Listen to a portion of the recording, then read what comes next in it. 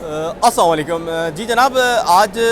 कराची से पसंद की शादी के लिए लाहौर जाने वाली लड़की के बयान के मुताबिक और वालिद के बयान के मुताबिक कि उसको बहला फुसला के अगवा किया गया था उस केस में जिसमें बच्ची का नाम लेना मना है अब तक, उस केस की आज फिर समाअत हुई है। मुद्दई मुकदमा ने मुल्ज़िम ज़हीर और उसके भाई शब्बीर के हवाले से एक दरख्वास्त दायर की है जिसमें ये मौक़िफ़ अपनाया है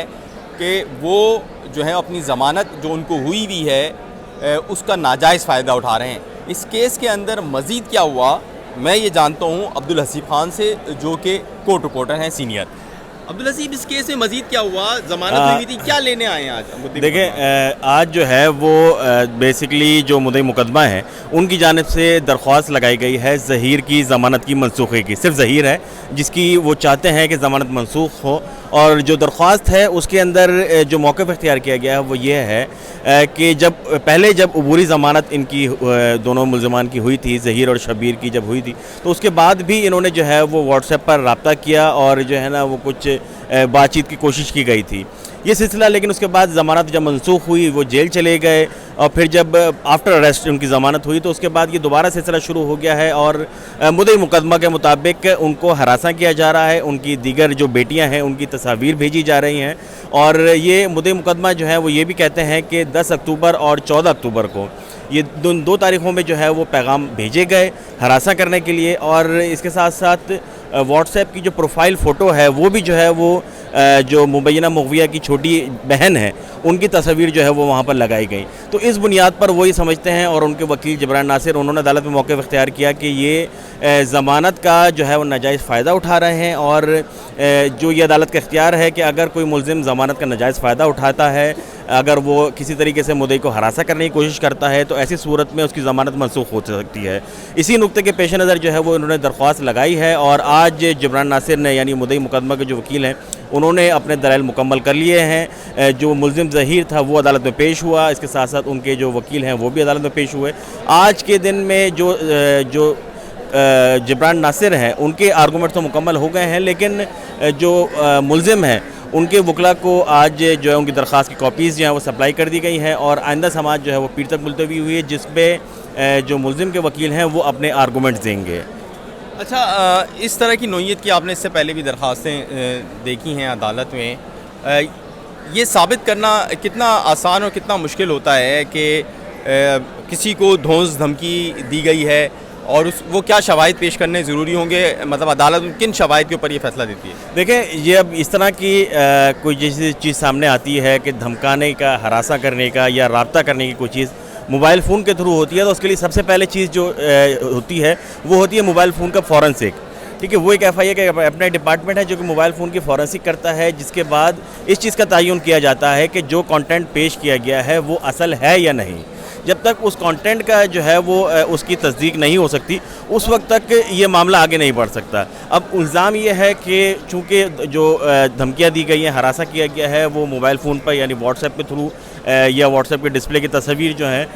उसके ज़रिए जो अगर हरासा करने की हुई तो उसको उनको साबित करना पड़ेगा। स्क्रीनशॉट्स उनके पास मौजूद हैं। कुछ ये भी कहा जा रहा है कि वॉइस रिकॉर्डिंग थी जो कि डिलीट कर दी गई, लेकिन कुछ वॉइस रिकॉर्डिंग मुद्दई मुकदमा कहना है कि उनके पास मौजूद हैं। तो जब तक इन चीज़ का तमाम तर फॉरेंसिक मुआयना और फॉरेंसिक रिपोर्ट नहीं आई थी उस वक्त तक तो हम ये नहीं कह सकते कि जो चीज़ कंटेंट पेश किया गया है वो 100% असली है। और अदालती क्राइटेरिया रूटीन भी जो है वो यही है कि जब पहले जो है वो अदालत फॉरेंसिक का हुक्म देती है और फॉरेंसिक की रोशनी में फिर आगे का लाएअमल या आगे जो है वो फैसला सुनाती है या केस आगे चलता है। बिल्कुल बिल्कुल, हसीब ने बिल्कुल दुरुस्त बताया। हसीब जो हैं अब्दुल हसीब ख़ान आज अदालत में थे और अदालत में उन्होंने बताया कि किस तरह जो ज़हीर हैं उनकी जानिब से के ख़िलाफ़ एक दरख्वास्त आई है जो कि जिनके ऊपर इल्ज़ाम है कि उन्होंने पसंद की शादी की और बच्ची जो है वो कम उम्र है। इस केस के अंदर अब जो अगला मरहला होगा वो फ़ारूक़ी साहब जो कि वकील हैं जनाब ज़हीर के, वो अपने एविडेंस और या वो अपने आर्गूमेंट्स करेंगे और वो एविडेंस देंगे कि जनाब ये जो उनकी जानिब से फ़राम करदा शवाहिद हैं या उनकी जानिब से फ़राम करदा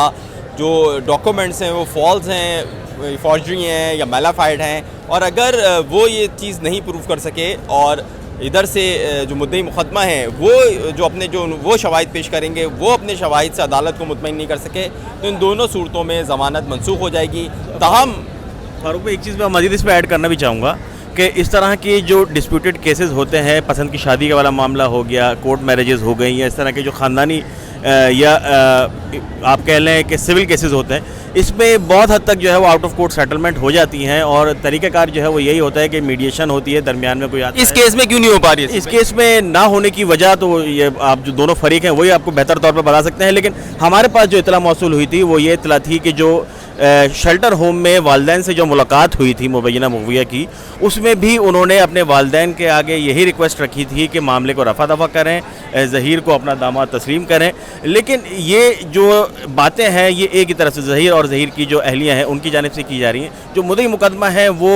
कंसर्न है और उनका जो है वो मौक़िफ़ बड़ा वाज़ेह है और उनका मौक़िफ़ बड़ा क्लियर भी है कि वो ये कहते हैं कि उनकी बेटी को जो अगवा किया गया है और वो शादी की जो है वो मनसूखी से लेकर तमाम तर दरख्वास्तें और केसेस को जो है वो इसी तरीके से फॉलो कर रहे हैं। तो लचक जो मुद्दई मुकदमा है उनकी जानिब से अभी तक नहीं नज़र आई, लेकिन आम तौर पे इस तरह के केसेस में होता यही है कि दरमियानी रास्ता निकाला जाता है और मोस्टली केसेस में आउट ऑफ कोर्ट सेटलमेंट हो जाती है। बिल्कुल, अब्दुल हसीब खान ने दुरुस्त कहा कि ज़्यादातर केसेस में आउट ऑफ सेटलमेंट हो जाती है। इस बच्ची की उम्र तो फिर थोड़ी ज़्यादा है, इससे कम उम्र की हमने शादियों में भी आउट ऑफ कोर्ट सेटलमेंट